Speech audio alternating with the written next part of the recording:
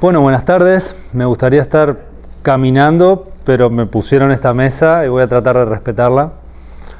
Bueno, antes que nada, gracias a Gabriel Alemán, al Centro de Estudios Latinoamericanos por esta invitación.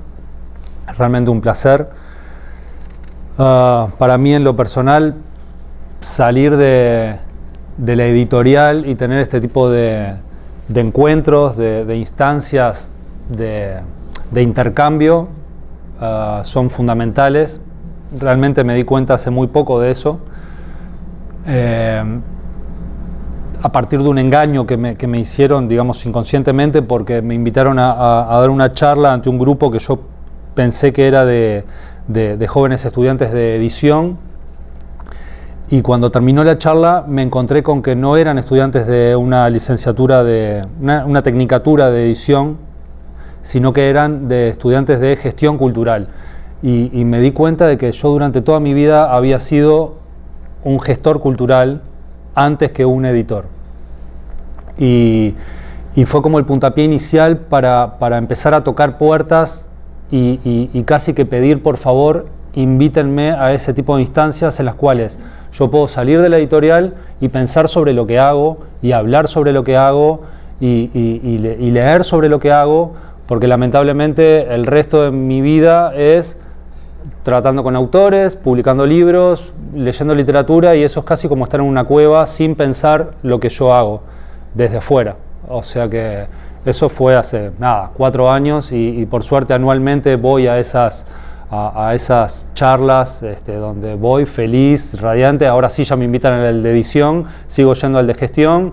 Hace poco fui a una con correctores, bueno, ahora me toca esta instancia y nada, me encanta porque me ayuda a reflexionar y intercambiar sobre, bueno, a qué me dedico. Yo soy autodidacta, en Uruguay no existen, o hasta hace muy poquito no existían maneras de estudiar la edición propiamente dicha. Incluso la tecnicatura de corrección de estilo tiene 5 años, 7 años. O sea, recién hay como una formalización en mi país, en Uruguay, de esta noble tarea que es la de corregir, la de trabajar textos de autor y trabajar con literatura profesionalmente. Así que bueno, empiezo. Por favor, me hacen señas con el timing porque puedo ser fatal y ustedes empiezan a ir y yo me voy dando cuenta, digamos, de que ya está. Bueno, como Gabriela les comentó, mi nombre es Martín, tengo 40 años y casi que empezó como un juego todo, en cuanto a que cuando terminé mis estudios secundarios me di cuenta de que en verdad no quería estudiar letras, no me interesaba ser docente, aunque mi gusto era la literatura. Y lo más cercano que encontré fue la lingüística, y me puse a estudiar lingüística. Pero en un momento me encontré peleándome con los docentes, porque digamos, la lingüística en Uruguay, por ejemplo, en el año 98 no necesitaba de la semiótica, por ejemplo. O sea, prescindía de la semiótica, y para mí era como era imposible de pensar, digamos, que en una carrera como la lingüística se desestimaran los signos visuales, audiovisuales. Y por ahí, bueno, para no ser tan drástico en esa lucha, en esa pelea, me metí a hacer materias en ciencias de la comunicación y a estudiar un poco de sonido y técnicas audiovisuales, pero sin ser, digamos, un realizador audiovisual, sino simplemente conocer las técnicas de comunicación. En verdad voy un poquito más atrás, o mucho más atrás. En mi familia, yo no vengo de una familia de grandes lectores, o sea, en mi familia no había una gran biblioteca, pero bueno, como casi todo en la vida, lo que me pasó fue encontrarme con 1, 2, 3 personas que me inyectaron un cierto gusto por la literatura. Concretamente, en segundo o tercer año de secundaria, un profe de liceo, como se les dice allá, de liceo, de secundaria, nos puso delante a una persona de 20 y pocos años y nos dijo, les presento a un escritor uruguayo. Y para mí fue como un escritor uruguayo.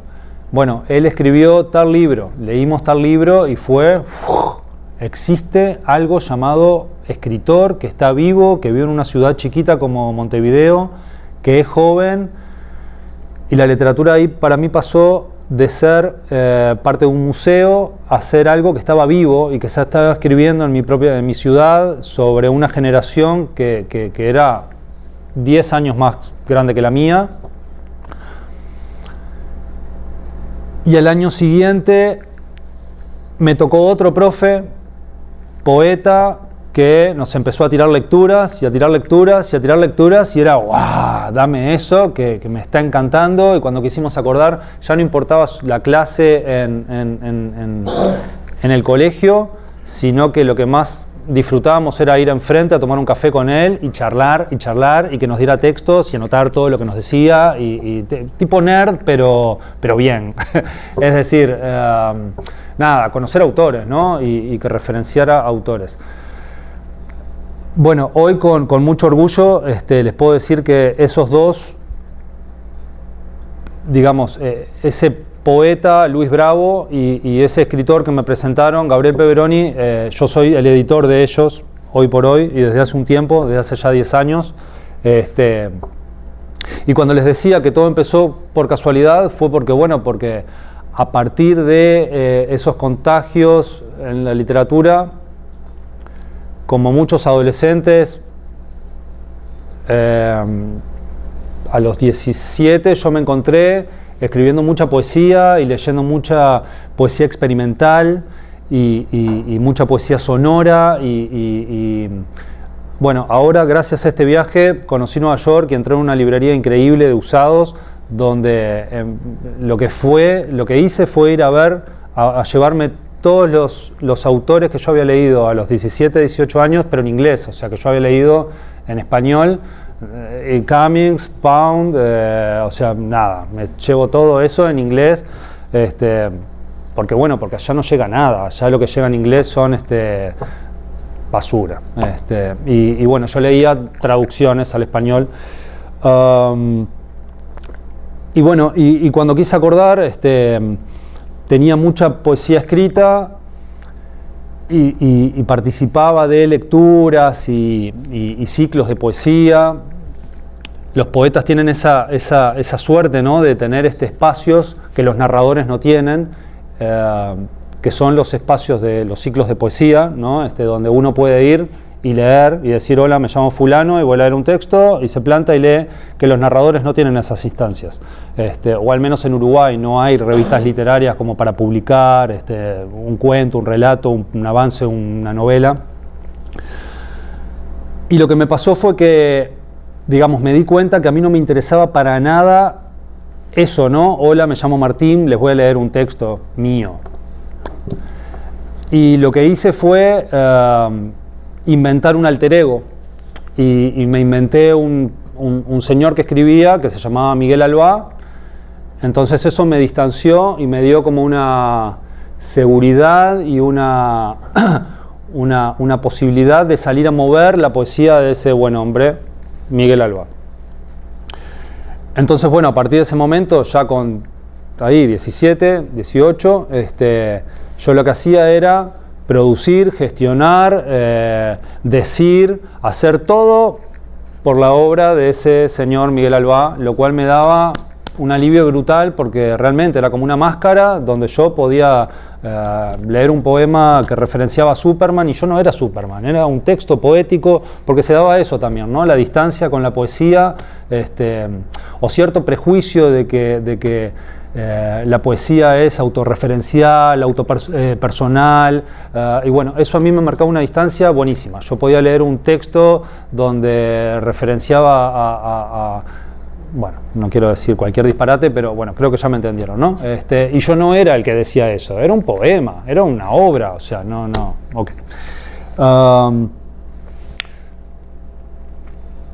Y cuando quise acordar estaba hablando con un amigo y diciéndole, che, vamos a musicalizar esto. Claro, y 2-3 veces por semana nos juntábamos a hacer música y yo lo que hacía era leer y jugar, bla, bla, bla, bla. Me encantaba ya Blanc y Kurt Schwitters y la poesía experimental a todo nivel, ¿no? Visual, sonoro, audiovisual. Descreía del libro en papel, o sea, quizá por no venir de una familia con una gran biblioteca y para mí el libro era un soporte más, un formato casi en desuso y se me hacía mucho más fácil pensar en poesía en una galería donde uno iba caminando, no en una galería, pero en un espacio, una sala donde uno iba caminando y se encontraba con un poema visual que se tenía que ir corriendo para ir leyéndolo e irlo armando, o que uno entraba en un lugar y estaba sonando algo, y lo mismo con un video, y bueno, pero nunca en libro. O sea, el lomo para mí era, no. Y bueno, y a partir de ese trabajo con este amigo músico, nos encontramos, cuando quisimos acordar estábamos armando un espectáculo con una bailarina que hacía sombras chinas detrás de una tela y con otro amigo que tiraba diapositivas con frases y era un espectáculo. En aquel entonces se llamaba multimedia, o sea, la época del CD-ROM. ¿CD-ROM? Ustedes no saben qué es un CD-ROM. ¿Vos sabés qué es un CD-ROM? No, está, bueno. O sea, yo me compraba la enciclopedia británica en CD-ROM. No existe. O sea, oye, no existe. Y bueno, y lo increíble de eso, o sea, estoy contando todo eso como si hubieran pasado muchos años y yo ahí, con 18 años, lo que nos consolidó o nos dio como un empujoncito fue que ganamos un premio que había que se llamaba Poesía Viva. O sea, en un momento yo me encontré con que existía un concurso que se llamaba Poesía Viva. ¿Y qué era Poesía Viva? Súbase al escenario y haga lo que quiera de poesía. Y fue tipo, eso era lo que yo andaba buscando. Y bueno, ese espectáculo se armó para eso, ganamos ese premio, al siguiente año lo mismo. Y un día, bueno, y yo a eso que hacía, más allá de la obra poética, estaba todo esponsoreado por algo que yo había llamado Artefato, y Artefato era como nada, como la productora, como la marca, digamos, como el sello, la productora, la marca de la productora. Y de un día para el otro me encontré en una esquina con un amigo de ciclos literarios. Yo andaba por toda la ciudad, Montevideo es muy chiquita, ¿no? Yo andaba en una motoneta, no es una moto, es una motoneta tipo como el Fusca de Mujica, pero moto. Y me acuerdo patente de encontrarme en una esquina con un chico al cual le pregunté, ya lo conocía, ¿no? Che, ¿vos tenés algo de poesía? Sí, tengo un libro, pasámelo. Y conocerme con otro, también de mi generación, y che, ¿vos tenés algo en poesía? Sí, pasámelo. Y cuando quise acordar estaba averiguando precios en imprentas para hacer algo con papel, pero no libros. A partir de la poesía experimental, yo había conocido en Argentina una editorial de Bahía Blanca que se llamaba Vox y que hacían ediciones artesanales de poesía. ¿Qué quiere decir ediciones artesanales? Era una pequeña carpetita con hojas sueltas adentro, eso era el libro. Un gran desplegable que se abría y era una hoja gigante y eso era un libro, pero nunca esto, ¿no? O sea, nunca un libro industrial, siempre, digamos, objetos que incomodaban a la hora de ser colocados en una biblioteca.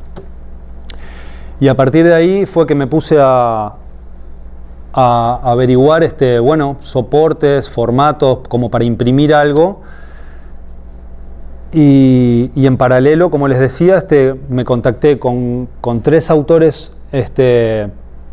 no todos de mi generación, porque una, por ejemplo, era Isabel de la Fuente, que era quien había organizado el ciclo ese, el concurso de Poesía Viva. Isabel nunca había publicado, yo sabía que tenía poesía, pero nunca había publicado. Y lo mismo, y pasame lo que tengas. Del otro lado del charco, en Buenos Aires, a partir de la poesía experimental que yo venía trabajando, me habían invitado para ir a un encuentro de poesía experimental en Buenos Aires. Nosotros habíamos llevado unas placas, unos poemas visuales que los habíamos impresos gigantes y en la galería los habíamos colgado todos ahí en el techo. Entonces uno hacía un recorrido e iba viendo los poemas colgados, pero no eran texto, eran frases que iban formando figuras. Qué lástima que no traje eso. Se llamaban tejidos a máquina, tejidos por lo de texto y máquinas porque estaban todos diseñados a nivel, diseño gráfico. Tejidos a máquina era como la obra. Y allá había conocido a un par de poetas de mi edad que hacían poesía coral. Ellos tenían un grupo que se llamaba... no me acuerdo del grupo cómo se llamaba, el espectáculo se llamaba Concierto de Voz Hablada, y eran 3 que se paraban y bla bla bla bla bla bla bla bla bla bla, y hacían un concierto de voz hablada. Los 3 eran poetas y hacían una obra sonora, una representación que estaba buenísima. Y bueno, yo pegué onda con 2, Gabriel Yanoté y Jiménez Peche, y a los 2 lo mismo. Che, ¿tienen algo para publicar? Sí, tengo un libro así, así, mandame. No sé cómo averigüé, cómo no, preguntando y viendo que hacían amigos, etcétera. Aprendí a usar creo que era que entonces el Corel Draw o algún programa, y me puse a diseñar esos libros y los armé yo. Y si bien ellos, los 5, porque el sexto era Miguel Albano, obvio, los 5 hacían poesía formal, en verso, un gran chorizo de texto, un poema, yo se los di vuelta a todos, ¿no? O sea, uno agarraba el libro y ibas leyendo así, pasabas la hoja y tenías que darlo vuelta. O sea, ninguno me dijo ni mu. Es decir, todos acataron que la lógica era esa. Un libro objeto. Voy a tirar otra y perdón, pero te tengo acá adelante. En aquel entonces, las imprentas trabajaban todavía siguen trabajando con chapas, las chapas con las que se imprime, pero las chapas se imprimían a partir de películas. Esas películas serían lo más parecido a un papel manteca grueso, un papel de acetato grueso. Y yo lo que hice fue salir a buscar esas películas en desuso que usaban en los diarios. Fui a los 4 o 5 diarios de Montevideo a pedir que me dieran todas las películas que usaban de un día para el otro y las tiraban por kilo, las tiraban. Entonces, es algo así como que esas libretitas, que para mí hoy en día no son libros, o sea, eran libretitas, que las primeras páginas eran la tapa, eran muchas películas con una serigrafía que decían el nombre del libro, después estaba el papel del libro, pero que el papel era un papel horrible, un papel que en Uruguay se llamaba papel de astraza, que era como un papel higiénico mejorado, o sea, una cosa, un papel que era feo, tenía una textura, digamos, era un papel que absorbía la grasa, por ejemplo. Y la contratapa, digamos, la parte de abajo era un cartón súper grueso, también serigrafía, artefacto. Y eso con un tipo de rulo, que no es el rulo común, obvio que no iba a ser un rulo común, era un rulo que se llamaba garra americana y lo había conseguido, una cosa rarísima. Pero todo lo hacíamos nosotros, o sea, y cuando digo nosotros eran ni siquiera los poetas, eran amigos míos que nos juntábamos un fin de semana en mi casa. Yo compraba mucho vino y comida y hacía todo el recorrido de las hojitas, cómo había que intercalarlas, irlas poniendo, y ahí estaba la maquinita y le poníamos el agujerito. O sea, era algo que para mí, a los 20 años, y me bancaba mi mamá, era como, 19 años, 20. Era como, mamá, ¿cuándo te vas? El fin de semana. Perfecto, muchachos, los necesito. Y ese fin de semana a hacer libros. Eso se llamó AE6. AE6. Con este colectivo que rápidamente se apropió de Artefato y pasó a ser ese colectivo de 6, pasó a ser Artefato. O sea, fue como, yo ya tengo esto, apropiense, generemos un grupete de poetas locos, como sea. yo ya estaba proyectando una E12 y fichando, bueno, y ahora con quién sigo, sigo con aquel, sigo con él, y Artefato empezó a organizar fiestas para solventar delirios, y cuando digo delirios son esto, ¿no? Publicar, tener un ciclo propio, bueno, y obviamente necesitábamos dinero. Hacíamos fiestas, como les decía, y nos reuníamos semanalmente. Yo no sé ni qué hacíamos, pero hablábamos de poesía y de que había que hacer cosas, ¿no?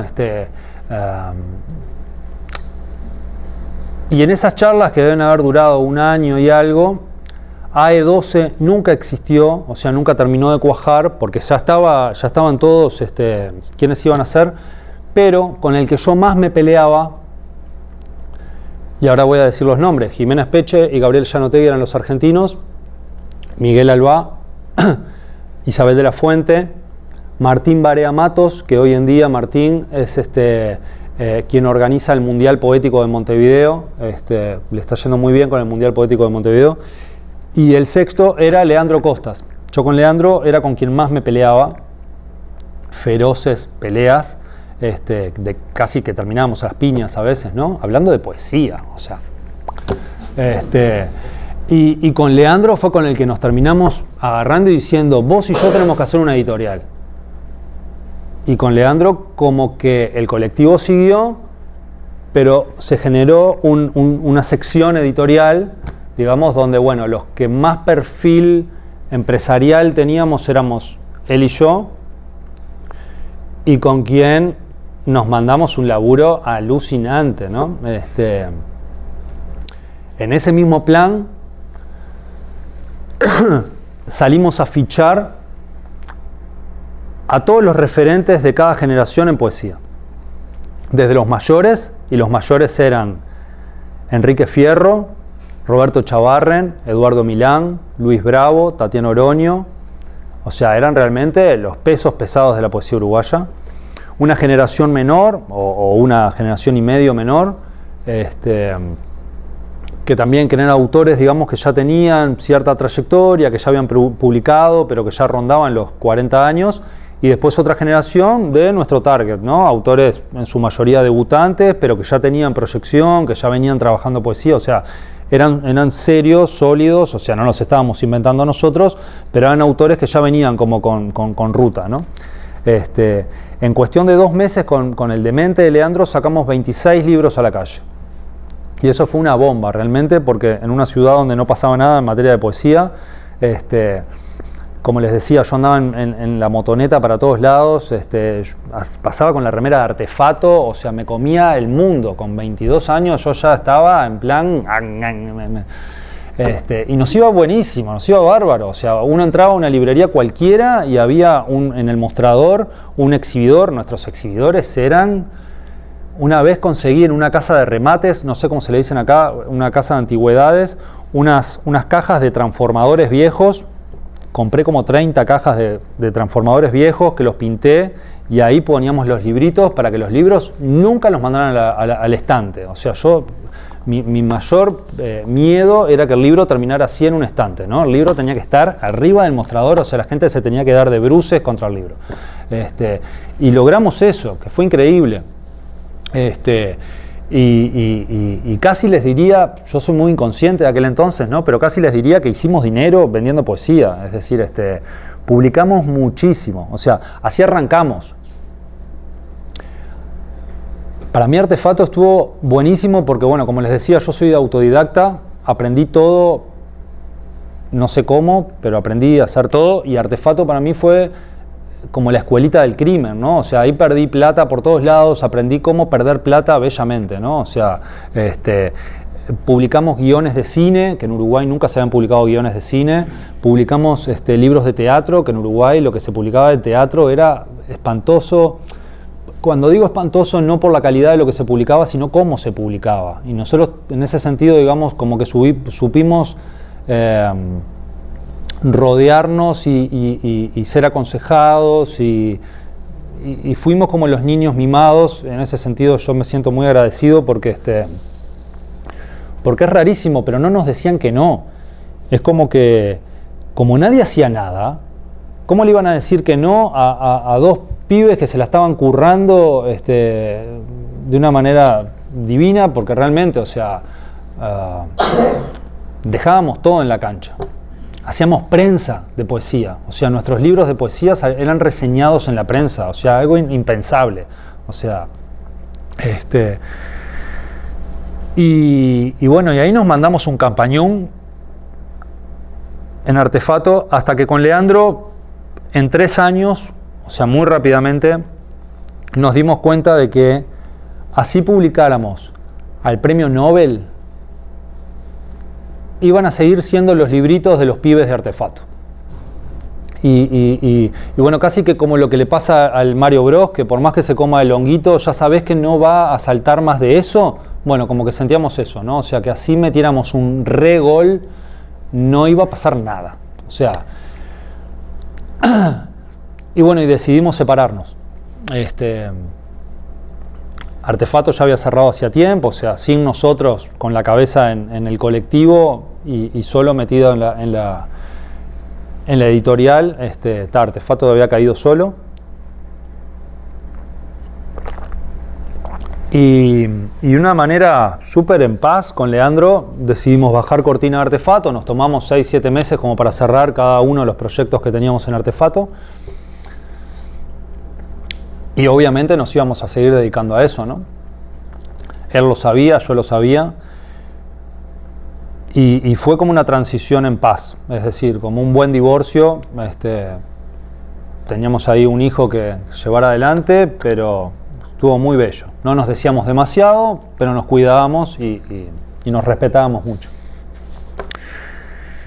Entonces, ese año 2006, hacia el 2007, digamos, mi cabeza estuvo metida en desarrollar un sello editorial que no pareciera uruguayo.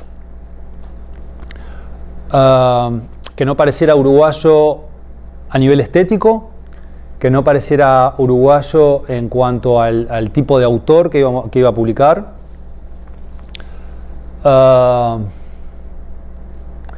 Y bueno, y la editorial casi se llama checa, casi se llama, o sea, yo quería hacer un sello editorial que pareciera polaco, búlgaro, o sea, que parecieran usar papeles que nadie usara, generar una identidad de marca que nadie, digamos, que fuera reconocible a 4 leguas. Y estuvimos un rato trabajando con Juan Carve, que fue el inventor de las rayitas de en principio, digamos, acá no hay ninguno ahora, pero en principio este sería como lo más parecido, aunque en los libros originales de el auto nunca hubiera salido de la etiqueta, ¿no? O sea, y Stramil nunca hubiera estado acá, o sea, era mucho más sobrio, era solo una portada, digamos, una cubierta a rayas paralelas con etiquetas de colores fluo. Y lo de fue porque a priori no significaba nada. Hasta hace poco tiempo me da mucha gracia porque se le dice de cualquier manera, Hume, Ham, H-U-M, que le digan como sea. Y de hecho a mí mismo me pasó algo similar, digamos, con la estética, porque a los 2 años yo ya me había cansado, digamos, de la estética de y la consigna empezó a ser, vamos a hacer pedazos esa estética y a jugar con nuestra propia estética, y salieron etiquetas en blanco y ya era como, bueno, rompan todo, o sea, que conservemos lo fundamental, pero después ataquen. Y bueno, y en esta editorial, digamos, yo prioricé al comienzo publicar a los autores. Bueno, este es Gabriel Peveroni, este libro salió ahora hace poco. Este era el que les decía que me habían puesto adelante a los 15 años, 14, 15.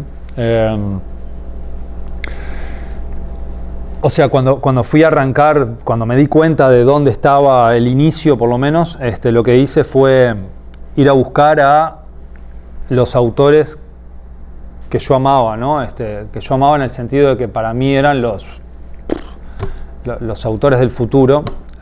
o por lo menos esos tipos que cuando faltaran todos iban a decir, uff, ¿cómo no les dimos bola, ¿no? O sea, lo que pasó con Lebrero. O sea, Lebrero se murió teniendo libros inéditos. Nosotros publicamos a Lebrero antes de que fuera Lebrero, es decir, antes de que Random House viniera y comprara toda su obra y que pasara todo el boom Lebrero.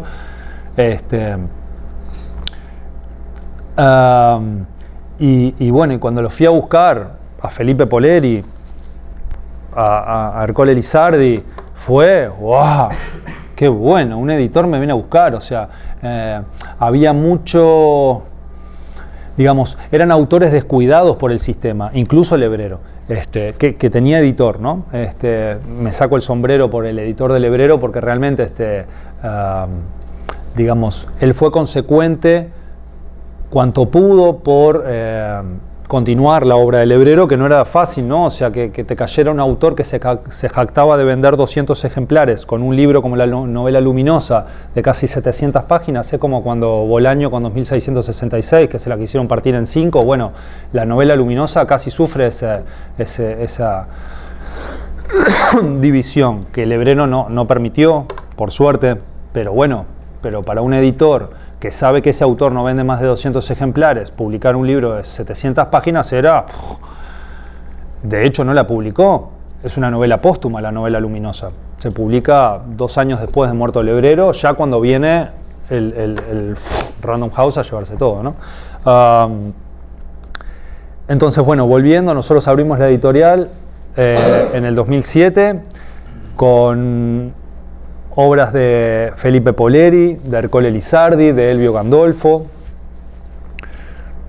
Hoy decía lo de Artefato, ¿no? Si Artefato publicaba el Nobel, o si Artefato publicaba la novela luminosa, o publicaba...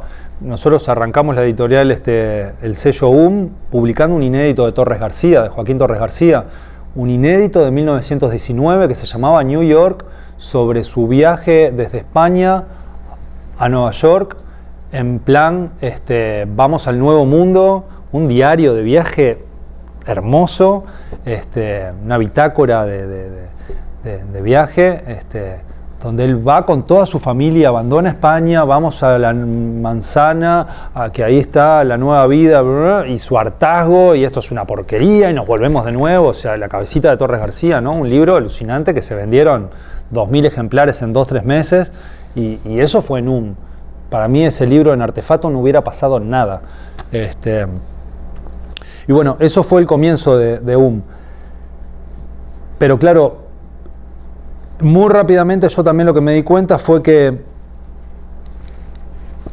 todo bien con ese proyecto donde yo quería, digamos, publicar a los All Stars uruguayos y a ese Dream Team de autores que a mí me encantaban en narrativa, y que cuando faltaran todos iban a sufrirlos y a llorarlos, pero yo quería seguir publicando poesía, yo quería seguir publicando libros de teatro, yo quería seguir publicando libros que yo sabía que no se iban a vender, pero que era necesario que fueran publicados.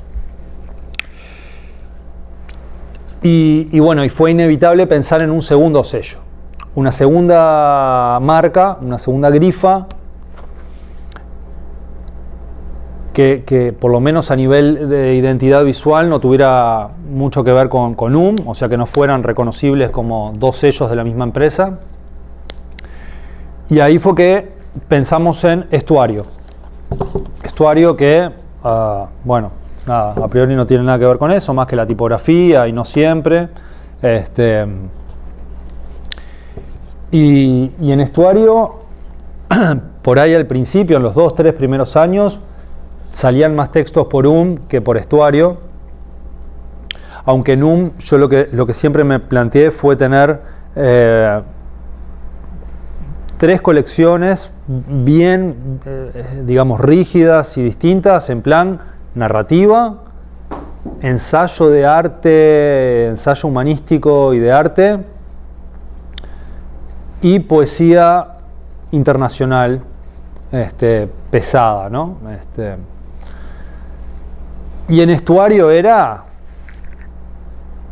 Estuario es una editorial. casi que parece una colección, es decir, por lo menos hoy a la luz de, así con el diario del lunes, como se dice en Uruguay, a la luz de la historia, digamos, uno mirando, Estuario es claramente una editorial. En Estuario yo me divierto muchísimo más, yo me siento mucho más a gusto en Estuario que en porque es donde podemos invertir en cosas extrañas, apostar a autores nuevos, a reeditar libros que por ahí a mí no me interesan, pero que respeto muchísimo lo que hace el autor o la obra en sí. En Estuario sacamos mucha novela gráfica, mucha poesía, mucha narrativa de autor joven, nuevo, experimental. Salen, digamos, un verano, por ejemplo, en el 2010, nos encontramos leyendo originales y nos encontramos con que había 3 libros de los que queríamos publicar para ese año que eran novelas policiales. Y Marcela, que trabaja conmigo, me dijo, che, ¿y si abrimos una colección de novela negra? Le digo, yo no tengo idea de novela negra. Me dice, yo sí, yo la abro, yo la dirijo. Marcela, tuya. Se llama Cosecha Roja y hoy Cosecha Roja es, digamos, hoy, desde aquel entonces, ahora, esta parte, ya casi 10 años, es la colección de novela negra uruguaya y se la conoce muchísimo y tiene como vida propia. Casi que les diría que es como lo de que parece una colección. Bueno, Cosecha Roja ya va por los 25, 30 títulos de novela negra y va muy bien. Y no solo de autores uruguayos, se han publicado autores del extranjero también.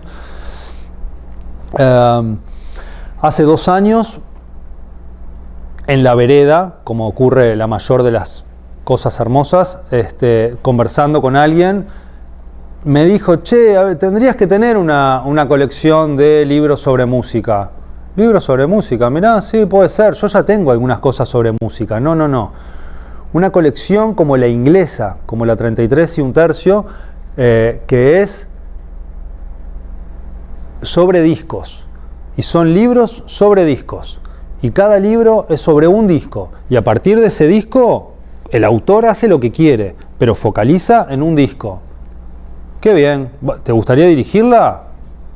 Sí, claro. Esa colección es hermosa, se llama Discos y ya va por el 10º título y es preciosa porque justamente es eso que les acabo de decir. O sea, yo siempre digo el mismo ejemplo, siempre doy el mismo ejemplo. Uno le da el mismo disco a 10 personas distintas y las 10 personas van a hacer 10 libros distintos. Y uno va a hacer un ensayo duro y rígido y el otro va a hacer una obra periodística de pregunta-respuesta y el otro puede hacer una cosa mucho más subjetiva y hay otro que por ahí escribe una novela y hay otro que... Y está buenísima esa colección. En principio nuestra idea era cubrir los ineludibles de Uruguay, pero ya se nos fue de las manos y hace poco salió el Octubre de Los Redondos de Ricota, que no sé si alguien conoce a Patricio Rey y Los Redonditos de Ricota, pero bueno, es una banda emblemática de Argentina y el Octubre es el disco de Los Redondos y ese disco explotó y lo hizo una autora uruguaya y ese libro sobre ese disco explotó y en Argentina tuvo muchísimo éxito. Bueno, eso por el lado de Estuario, ¿no? O sea, que me divierte muchísimo. Estuario, hoy por hoy, y creo, sin equivocarme, que desde hace 3-4 años publica 3-4 veces más que factura 3-4-5 veces o más que está en venta, si lo quieren comprar. Pero me interesa muchísimo eso, ¿no? O sea... no sería raro que en 2 años nos veamos y yo tenga otra editorial y que ya no me interese tanto y que Estuario tampoco tanto y que la otra sea la que me gusta. Y siempre bromeo con eso de, bueno, en Uruguay hay tanto por hacer. O sea, realmente es como el desierto donde nada ocurre. Las editoriales icónicas han cerrado y nadie ha adquirido esos catálogos y para mí es increíble, o sea... Y me encantaría tener una editorial que solo reedite, pero no tengo espalda para todo. En la editorial somos 4, o sea, yo hablo como si hoy en día con 13 años de labor Estuario anda en los 400 títulos y en los ciento y poquitos. Y realmente me encantaría tener otra empresa y otro equipo de trabajo y otro sello editorial y otro equipo de trabajo. O sea, que la gente que está ahora, que siga en Estuario de pero tener otro equipo de trabajo, que le hagan competencia a Estuario de y que, por ejemplo, se reediten textos icónicos del Uruguay en historia, en ciencias naturales, en tantos rubros.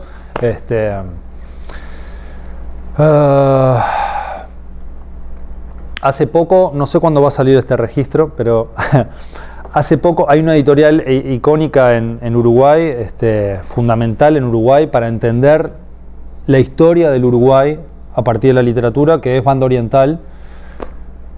Y claro, Banda Oriental tiene 75, 70 años, más de 50 seguro. Yo creo que sí, que tiene 75 años. O pongamos 50. Inicialmente era una cooperativa, eran 28. Ahora son 2, o sea, fueron falleciendo los señores cooperativistas y hoy en día quedan 2, 3. Y yo tengo muy buena onda con el director de la editorial y somos como muy, digamos, compinches, camaradas, o sea, nos hablamos por cosas. Ellos tienen un club de lectores muy grande y nos compran libros, nos compran derechos de autor para ese club de lectores, entonces nos compran los derechos de Las Arañas de Marte y salen el mes de junio en el club de lectores de Banda. Y no van a librerías, van solo a los 3.000 lectores que ellos tienen. Para nosotros está buenísimo, para el autor está buenísimo porque son 3.000 bibliotecas, 3.000 casas donde nuestros libros no llegarían. Y hace bien poquito él me hablaba de hacer un convenio con Banda y nosotros le dijimos Banda. Y uno de los proyectos, por ejemplo, es armar una editorial o una colección que se llame Banda. Porque ellos no están reeditando libros fundamentales para entender el Uruguay. Insisto, en historia, en ciencias humanísticas, en ciencias, en literatura, en poesía, y no tienen espalda, porque tampoco hay tantos lectores. Nuestras tiradas son de 500, 800 ejemplares. Ellos, que tienen otra estructura, Banda Oriental, hace tiradas de 1000. Pero vender 1000 libros en Uruguay hoy es dificilísimo. O sea, si miran lo que hacen las multinacionales en Uruguay, que las multinacionales en Uruguay, la fuerte está claramente Random y Planeta, no publican nada. O sea, publican muy poquita cosa, porque vender 1000 ejemplares es muy difícil. A nosotros no nos cuesta tanto, porque nos la curramos por otro lado, en otros circuitos, pero ellos que son Random House y que tienen un contador que les está comiendo la oreja todo el tiempo y están todo el tiempo peligrando su trabajo, es muy difícil apostar por un libro que venda 1000 ejemplares. Yo por suerte no tengo un contador en la editorial porque me hubiera echado hace 13 años. Entonces, bueno, como que me puedo mandar macanas todo el tiempo y todavía no vino el contador. Lo de Banda puede ser buenísimo. Pero claro, ya hay veces que le he dicho a él, Alcides, ¿cómo puede ser que tengas La Tierra Purpúrea de Hudson agotada, La Historia de la Sensibilidad de Barrán agotado? Textos que son fundamentales. Martín, no tengo espalda. ¿Sabes todos los libros que tengo que reeditar? Vivo teniendo libros agotados. Y eso viene a cuento de que eso también me está empezando a pasar a mí en Es decir, yo no puedo reeditar. Yo soy muy tonto y digamos, no veo eso. Y este libro, por ejemplo, lo agoté, fui corriendo y lo reedité. Me fue horrible con la reedición. Pero para mí, no tener este libro en el catálogo y estar en una feria y no tener este libro era insoportable. O sea, ¿cómo no tengo Los Misterios Dolorosos de Lalo Barrubia? Después capaz que no se lo vendo a nadie, pero y con como muchísimos, ¿no? O sea, entonces como que bueno, eso de por lo que yo acuso a Banda Oriental, de ¿cómo no vas a reeditar estos libros? Bueno, me está empezando a pasar a mí también, ¿no? O sea, es un mal negocio, chicos. Es un negocio, estoy tratando de no decir malas palabras, pero es un negocio de mierda. Básicamente, porque yo por lo menos pierdo todas las apuestas. O sea, ya cada vez que digo, este libro se va a vender muy bien, me va horrible. Y cada vez que digo, este voy a sacar 400 porque se agotó en 15 días. O sea, nunca se sabe la lógica cómo va a funcionar, y la lógica no es lógica. Es decir, no hay una lógica. Este libro de Ida Vitale, nosotros lo sacamos cuando a ella ya le habían dado el premio de la Feria de Guadalajara. O sea, primero sacamos el ABC de Biobu. Después del ABC de Biobu, le dan el premio de la FIL Guadalajara.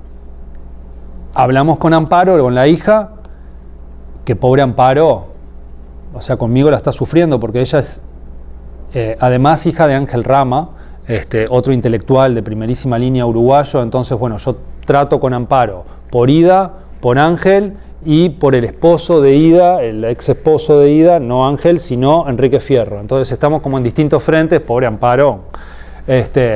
Y cuando sacamos este libro, que lo elegí así como súper, esto es un ensayo de ficción sobre el reino animal, vegetal. O sea, este libro es bellísimo. Y no, vender 500 ejemplares, aún cuando le dieron el premio Cervantes, fue imposible. O sea, recién lo reeditamos hace 2 meses. O sea, y yo me comía las uñas, no podía creerlo. Aparte, digamos, hicimos un esfuerzo para que saliera un precio súper económico. O sea, este libro sale casi lo mismo que la antología esta de Cristina Peri Rossi, que tiene 3 veces menos páginas, ¿no? O sea, hablando en plata de aquí, $15, ¿no? O sea, este debe salir 14 y este sale 15. Y vender 500 ejemplares del premio Cervantes en Uruguay, de una autora viva que ganaba ese prestigioso premio, fue imposible. O sea, recién hace poquito. Entonces, para que tengan una magnitud también de que yo vengo de un país donde esto quizás le suene a cháchara, ¿no? Pero no se valora lo nuestro. Es decir, en Argentina, por ejemplo, se leen mucho a sí mismos.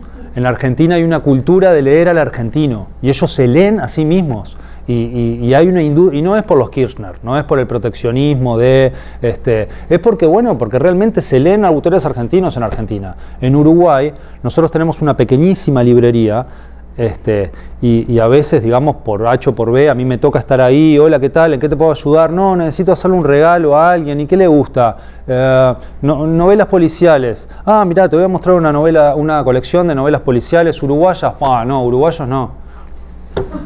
Y es como que les estás ofreciendo el clavo que tenés ahí, ¿cómo se dice el clavo? El desecho, lo que te sobró, y no, pero mirá que está bueno, mirá que este libro nosotros le vendimos los derechos a una editorial alemana, ¿cómo nosotros? ¿Y ustedes quiénes son? Bueno, lo que pasa es que nosotros atrás tenemos una editorial, esta colección, bla, bla, bla, bla, bla.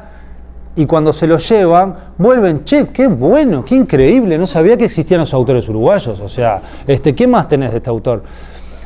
Y eso es cultura de consumirse a sí mismo. O sea, yo vengo de un país que sí, es chiquito y la producción nacional es poca y la plaza comercial es pequeña, pero yo crecí, y acá hay un uruguayo, viendo televisión argentina, programas argentinos y música argentina, digamos, y no es que no haya obra uruguaya. A nivel de literatura, casi les diría, y acá me pongo a llorar, es como el fútbol. O sea, en un país tan chiquito, tener tan buenos deportistas es increíble. ¿De dónde salen? Y a nivel de literatura, a nivel de artistas por miles de habitantes, es impresionante. A nivel de artes plásticas, a nivel de músicos, está lleno de músicos. Pero claro, es como que, bueno, nuestros músicos triunfan en Argentina. Yo no tengo familia en Argentina y ya vengo hablando demasiado de Argentina y parece que yo tuviera algo en Argentina. Desde que arranqué Artefato, para mí fue imposible no pensar en Argentina. O sea, desde Montevideo creo que tiene la misma cantidad de habitantes o menos que ciudades como Corrientes o Rosario o Córdoba de Argentina. O sea, Buenos Aires tiene 40 veces más habitantes que Montevideo. Entonces, para mí era como imposible estar en una aldea, en un pueblito, y no mirar para el otro lado del río y decir, tenemos que llevar libros para ahí. Y ya lo venía pensando desde Artefato, cuando fiché a esos 2 argentinos, y cuando abrí la editorial esta UM, lo segundo que hice fue salir a buscar un distribuidor en Argentina. O sea, así perdiera dinero, pero era una inversión que para mí tenía que darse. Y no era por eso de triunfar en el exterior, porque si no, no te dan bola. Era porque no existimos, porque Uruguay no existe. Es decir, y nunca hicimos un mango en Argentina. Y Felipe Poleri, por ejemplo, fue tapa del suplemento Eñe de Clarín, que es el suplemento cultural de Argentina, o por lo menos lo era hace... Y no, yo miraba las ventas y ni sumó ni restó, habremos vendido 20 ejemplares más. Y fue nota de tapa. O sea, nunca un escritor uruguayo vivo había sido tapa del Eñe de Clarín. Y no pasó nada. Acá ya mi charla se está yendo por todos lados. Este dato sirve para decirles que en estos 20 años desde que me dedico a esto, las cosas han cambiado muy rápidamente, en todos los sectores, particularmente el que acabo de decir, el de la prensa. O sea, cuando yo distribuía los libros de Artefato en la motoneta, los viernes los libreros estaban, dame un momentito, mirando el suplemento cultural, llamando al distribuidor y pidiéndole todos los libritos que salían en los suplementos culturales. La crítica literaria vendía. Desde hace 10, 15 años, la crítica literaria es para nosotros 8. Es para los pelotudos que nos gusta la literatura. El resto de la gente, a nosotros nos hacen una reseña positiva de una página entera en el mejor de los suplementos y venderemos 5 ejemplares más. Nos destrozan un libro, le dedican una página a hacerlo pedazos y vendemos 3 libros más. O sea, no le interesa a nadie, es ruido. Nosotros tenemos un pro, o bueno, uno de nuestros fuertes es que nosotros trabajamos muy bien la prensa. Para mí es fundamental trabajar muy bien la prensa, aún después de lo que acabo de decir. Y bueno, y hay veces que le tenés que decir al autor, che, mirá, te pido disculpas, tenés que ir a tal programa, el periodista no sabe quién sos, no sabe, o sea, 2 minutos antes de entrar va a ser así, oh, estamos con fulanito de tal, que... contame, fulano, ¿qué hiciste? Y bueno, y sí, y es así, y no leyeron tu libro, no tienen tiempo de leer tu libro, pero es ruido, y es ruido, y es ruido, y es el rumor. Y en definitiva lo que termina haciendo que un libro se venda es el rumor. Nos ha pasado, hoy bueno, no a ustedes, con Gustavo Espinosa, por ejemplo, que más allá de que ganó premios importantes y demás, lo que le ha servido y ha servido, digamos, para que sus libros no dejen de venderse, es el rumor. Es el rumor de que, ¿querés leer algo que está bueno? Lee eso. Y bueno, yo acá me había hecho unos apuntes, pero al final ni los miré. Creo que estuvo muy bien. Yo, ante todo, digamos, creo que estuvo muy bien porque respeté lo que quería decir. Creo que ante todo, digamos, más allá de lo del gestor que les decía hoy, ¿cómo estamos de tiempo? ¿Cuánto hace que estoy hablando? ¿Ven? O sea, lo del gestor que les decía hoy no hubiera servido de nada si a mí no me hubieran contagiado buena literatura. Yo me hubiera infectado de eso al punto de salir a contagiarlo. Es decir, fue como lo que hicieron conmigo, es en definitiva lo que yo estoy haciendo hoy, que es publicar libros que me gustan. Y sí, es cierto que hay veces que publico libros que a mí particularmente no me gustan, pero que lo que hay es respeto. Es decir, para mí lo que yo tengo no es una empresa. Digamos, yo no hago cuentas, o sea, si las hiciera no haría lo que hago. Entonces, más o menos tengo como un olfato para saber con qué puedo perder muy mal, muy feo, y bueno, y lo que ya deben haber escuchado, ¿no? O sea, que en definitiva, digamos, hay un libro que banca los 9 con los que perdiste, ¿no? Pero esas cosas, como nunca las controlás, es como una cadena. O sea, hoy yo les decía, yo no vengo a una familia con biblioteca, una familia de lectores, mi papá no es docente de literatura, bueno, pero mis papás no me pagaron la editorial, o sea, yo no agarré un peso, o sea, yo esta editorial no la abrí con dinero de mi familia. Digo porque hay casos desde donde vengo, digamos, donde, bueno, mis colegas son empresarios, mis colegas hablan de números. Yo hay 2 o 3 colegas que son estudiantes de economía o contadores con los que yo no puedo hablar de nada porque es como así, los rayos, yo les estoy hablando de algo y ellos me hablan de porcentajes y cifras que no tengo idea. No quiero dar nombres, pero bueno, hay una tendencia, digamos, a eso, ¿no? A editores que manejan mucho dinero y que compran derechos y, digamos, cuando a un autor de la editorial le vienen a ofrecer un contrato con una propuesta económica gorda, yo le digo andá y firmá, porque yo ya sé dónde está el techito, yo ya sé que no voy a vender más de tanto. Entonces, si a vos vienen, te ofrecen un dinero que yo hago números y sé que no lo van a recuperar nunca, andá y firmá. Está buenísimo para vos, ya vas a volver. Es decir, cuando el editor ese se dé cuenta que no recupera nunca ese dinero, te va a dejar libre y ya vas a volver y yo te lo voy a reeditar el libro. A mí algo que me cuesta muchísimo y que me lamento no, porque yo ya he hecho lo que tenía que hacer, porque de hecho lo hago, pero que es un palo en la rueda, es lidiar con autores extranjeros. O sea, me hace dificilísimo. Imagínense, o sea, nosotros hemos llevado a Juan Villoro, a José Luis Peixoto, bueno, a mí me gusta mucho la poesía y les hablaba de Arturo Carrera, de Hugo Mujica, nos ha ido horrible. O sea, estamos hablando que la presentación éramos 4, y en cualquier otro país, cualquier otro editor, en Chile, Argentina, bueno, por lo menos esos que más o menos manejo, Villoro es un peso pesado, o sea, y a mí vender 150 libros de Juan Villoro, con Villoro yendo a Uruguay y haciendo muchísima prensa, me cuesta una enormidad. Nosotros no trabajamos ediciones pagas, o sea, con el Instituto Camões hemos logrado algunos apoyos a las traducciones, porque muchas veces las traducciones salen más caras que la propia edición, que la propia impresión propiamente dicha, pero aún así, cuando tenés todo pago, es bueno, lo hice por amor al arte, como hago todo, ¿no? Pero en definitiva, cuando uno tiene que poner en la balanza, bueno, ¿qué hago? ¿Sigo cuidando a los autores a los que amo o intento traer a este autor internacional que está buenísimo y me encanta?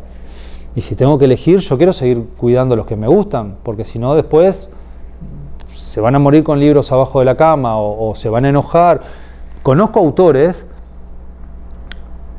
lidio con autores, que no quieren escribir más porque ¿para qué quiero escribir si nadie me lee? Y es tremendo. Para mí es horrible. O sea, cuando yo abrí en el 2007, yo fui a buscar a un autor que para mí era clave para entender la literatura uruguaya, que era Daniel Mella. Daniel Mella había publicado su primera novela con 17 años, su segunda novela con 18, y con esa segunda novela ya fue año 97, cuando la ficción se vendía. A ver, y esto es un paréntesis, en parte nosotros somos lo que somos porque la ficción no vende y porque ahí no hay dinero. Si diera dinero, ahí estaba Random House, ¿tá? Pero como la ficción no da dinero, ahí estamos nosotros. Cierro paréntesis.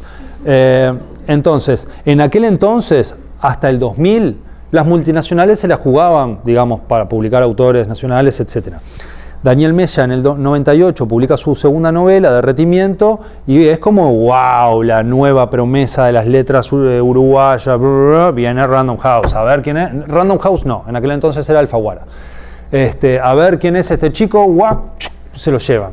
Lo llenan de papelitos, lo inflan de humo, a ver qué es lo que tenés, le juntan 2 novelas breves, se las juntan, esto es un libro, sí. Daniel explota al punto de que del 2001, o sea, él no escribió por 13 años, se fue, desapareció, veía un lápiz y lloraba, o sea, desapareció, se fue, se quemó con leche. Yo lo voy a buscar y él era como, cierto, yo era escritor, sí, ¿y vos qué? ¿Querés reeditar mis libros? ¡Pah, qué loco! Sí, bueno, a mí me parece, bueno, sí, hacé lo que quieras. pero vos los tenés, los textos. No, no tengo nada. ¿De qué me estás hablando? No sé de qué me hablas. Él estaba descalzo a 50 kilómetros de Montevideo, en un temazcal, en un viaje, o sea, se había ido a otro mundo. Le llevé una computadora, y bueno, y reconstruyamos eso, ¿no? Creo que escaneamos, digitalizamos, se lo dimos para que los corrigiera, él se prestó. Bueno, tiempo más tarde, Daniel, como a los... O sea, nosotros reeditamos esos 2 libros, y Daniel como a los 6, 7 años me mandó: che, Martín, escribí un cuento. ¿Cómo que escribiste un cuento? Vos sos novelista, ¿por qué escribiste un cuento? Y bueno, yo qué sé, me salió un cuento. ¿Cuántos cuentos tengo que hacer para tener un libro? ¿Me estás hablando en serio? Vos me estás jodiendo. No, de verdad no tengo idea. Le digo, pero ¿cómo que no tenés idea? ¿Vos no te acordás de lo que hacías hace 15 años? Bueno, yo qué sé, no sé. ¿Y qué, tenés más? Y no sé, capaz que me sale alguna otra cosa. Y con el correr de los meses escribió 7, 8, 9, 10 cuentos, nos los llevó. Fue buenísimo y armamos un libro que se llamó Lava, que rompió todo y fue como el regreso del hijo pródigo, ¿no? O sea, ganó todos los premios y fue una cosa espectacular. Me acabo de erizar. Y bueno, y por esas cosas de la vida, ese verano siguiente a Daniel, a Daniel se le muere un hermano por un rayo, y Daniel flipó. El hermano estaba en la playa, era guardavidas, y le cayó un rayo. Y fue como muy raro todo, ¿no? Y Daniel escribió una novela sobre eso, que fue, o sea, para muchos es su mejor libro, El hermano mayor. Nosotros vendimos como 5 o 6 ediciones, se vendieron los derechos al exterior y demás. Pero todo esto venía a cuento de, digamos, cómo la literatura también, cómo la falta de lectores, la falta de crítica, o todo lo contrario, el humo y las luces de colores, pueden anular la cabeza a un autor, ¿no? Y yo lidio con eso, y es algo que me encanta, porque acá es que me gustaría que dejaran de filmar, porque algo que a mí me avergüenza mucho es que yo no firmo contratos con los autores. Y esto me avergüenza porque si se enteran los de Random House pueden venir y romperme todo. Es decir, porque yo primero soy lector, fan, amigo y después soy editor. O sea, para mí es fundamental esa relación, digamos, porque como esto no es por plata, por lo menos de donde yo vengo, es decir, capaz que en otras grandes ligas, capaz que si yo fuera un editor de Río de Janeiro y lidio con 8 millones de... ¿Cuántos habitantes hay en Río de Janeiro? No sé, para mí ya son cifras que Montevideo tiene 1,5 millones. O sea, salgo de ahí y para mí ya es cualquier locura todo. El otro día le hice un chiste a alguien acá que tenía que venir a McNally en New York. Sí, voy hasta ahí. ¿Dónde está? En Brooklyn. Yo también estoy en Brooklyn. No, papá, Brooklyn tiene 40 millones de personas. Entonces, bueno, yo que estoy en una ciudad... ¿4? 4. Ya para mí me dijo 40 esta persona. La hija de Hugo Sugar. Bueno, nada, yo que lidio con los 200 lectores del Hebrero, porque yo me burlé de esos 200 lectores. Hoy tener 200 lectores, agarralos y tenerlos guardaditos, ¿viste? Porque es oro. Así que bueno, no sé. Acá nosotros hicimos retratos de muchos de los autores que nos encantan y que publicamos. Y si quieren mirar los libros, gracias, hagan preguntas.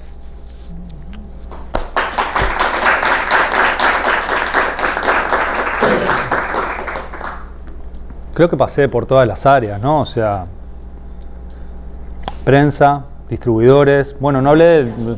¿Cómo? No, eso es política. No, en Uruguay hay un proyecto muy lindo que ojalá que funcione, ¿no? Que es la Biblioteca País.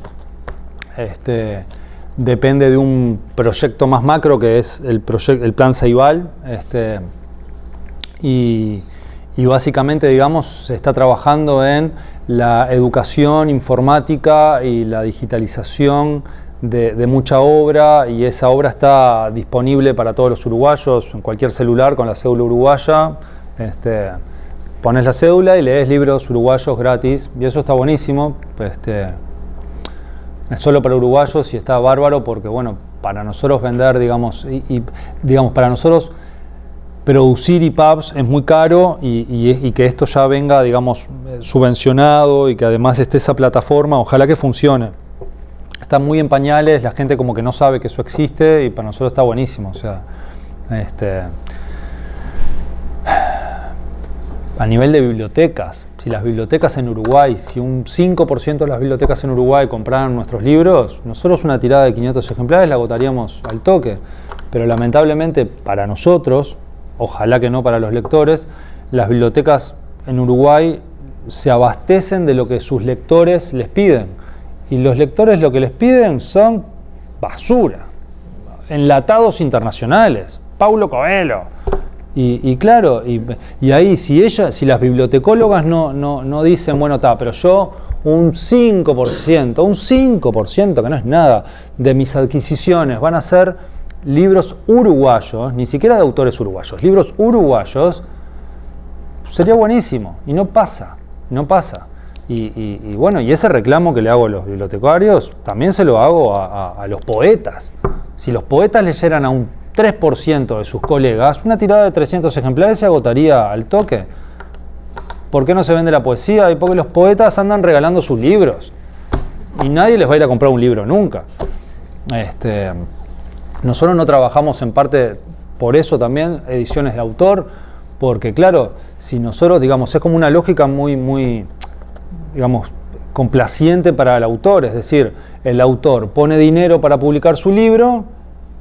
Ojo que esto no se da solo en Uruguay, ¿no? O sea, hay grandes poetas muy importantes que ponen dinero para publicar en España, en México, en Argentina. O sea, no es que como Uruguay es chiquito, en Uruguay los poetas se pagan los libros. No, es una lógica que se da, y a nivel, digamos, en otras ligas también, ¿no? A nivel de ciencias humanísticas, ¿no? Textos no sé, si no viene con apoyos, esos libros no salen porque ni siquiera son long sellers, o sea, son libros de nicho, de nichito. Entonces, nada, eso, ¿no? Que no es solo para las bibliotecas, funciona como en todos los ambientes, ¿no? O sea, 500 ejemplares no es nada.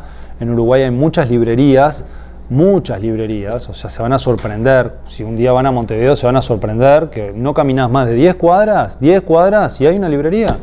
Si no te encontraste con dos. ¿Cómo viven? No tengo idea. O sea, de vender el horóscopo a fin de año, pero están ahí y viven y pagan la luz, y son buenas librerías.